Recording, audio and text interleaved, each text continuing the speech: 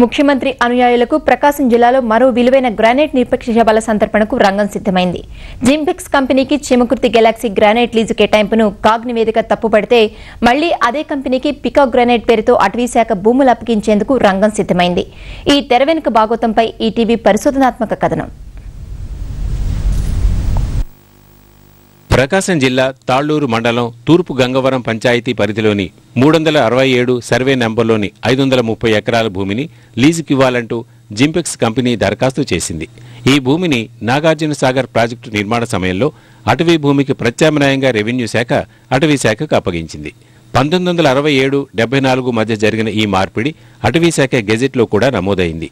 2004లోనే కొందరు ఈ భూమి కోసం దరఖాస్తు చేసుకున్న అటవీ భూమి అనే ఉద్దేశంతో ప్రభుత్వం అందుకు అంగీకరించలేదు.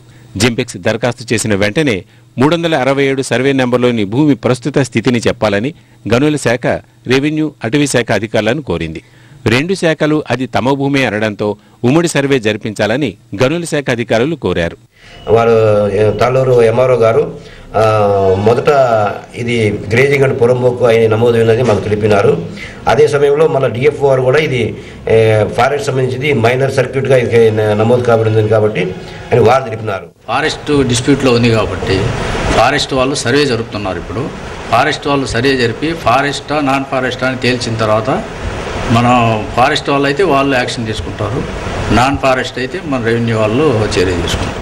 ఉమ్మడి సర్వే మొదలు కాకముందే స్థానిక అటవీ శాఖ రేంజర్ జింపెక్స్ అడిగిన భూమి అటవీ శాఖ పరిధిలోకి రాదంటూ రాతపూర్వకంగా తెలియజేశారు.